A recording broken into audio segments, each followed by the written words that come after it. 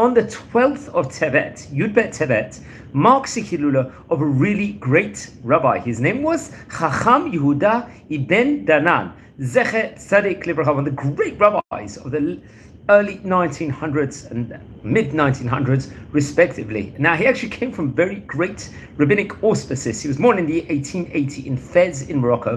His father's name was Rabbi Eliyahu ibn Danan. I believe that Ibn Danan was a great family, which had, in the wide encompassment of the family in of itself, had many, many great chachamim of yester. Yeah, we actually related over various different great rabbanim from the Ibn Danan dynasty. And he was born in an area called Fez in Morocco. Remember, Fez in Morocco had a very great Torah Jewish community in of itself. Now, he would actually become a very, very great, diligent learner. He was diligently learning all throughout the day inside the Talmud Torah. I think the famous one of the Em Habanim, if I'm not mistaken. He would excel in the Torah study. All of his actions was imbued within regards to Yirat Hashem and Ahavat Hashem in of itself. So he would become later on excel and become a rabbi at the Talmud Torah Im Habanim.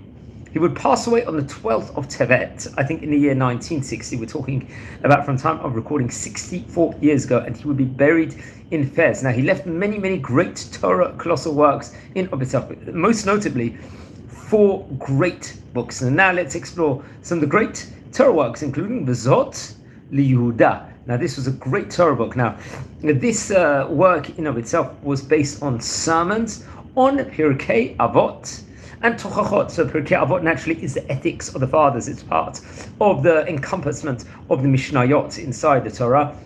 Teaching, it's compiled of 6 chapters in of itself, teaching ethical teachings and proper Jewish wisdom, which can be taken throughout a Jewish life cycle of all different people, and obviously it relates over many of the great different Jewish happenings that have happened throughout the Jewish history. It actually starts off, I believe, in the first Perek, in the first chapter of the Mishnah, talking about how the Torah transcended. It went from Moshe at Mount Sinai to Yoshua, and then continues from each and every generation in of itself. Now, that was the first book in of itself. Then there was a Lechem Yehudah.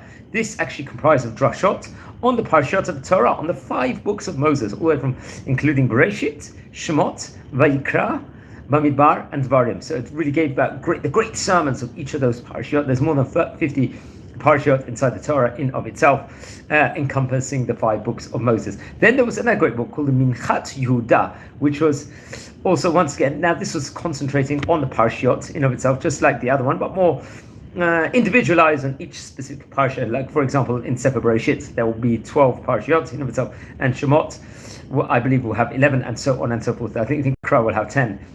And then there was another great book called the Nodeh Yehudah, which was various different sermons and drushim shonim in of itself. So it was a very, very great rabbi from Morocco, Fez, who related over many great rabbis, many of the great chachamim of Fez in of itself, which we have to point out. And it's his Hilulaki on Yud Bet Tevet. He was buried in Morocco. He came from, we related over on various occasions, the great rabbis that actually came of yesteryear, that actually came from Morocco in his day.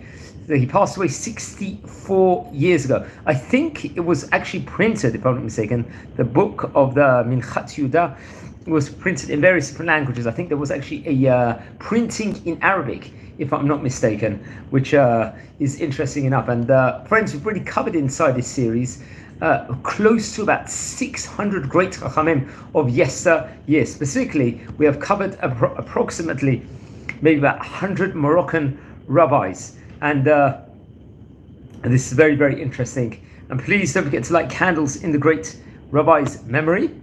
And please subscribe to the channel. If you happen to be related to any of these great rabbis, please let me know. I would love to hear more. And it's always be great to believe. And as I said before, I believe Rabbi Yehudah ibn Danan actually belongs to this lineage of the great Ibn Danan family, if I'm not mistaken. So very, very interesting. So wishing you all well, wishing you blessings here from Israel. Take care and have a great day.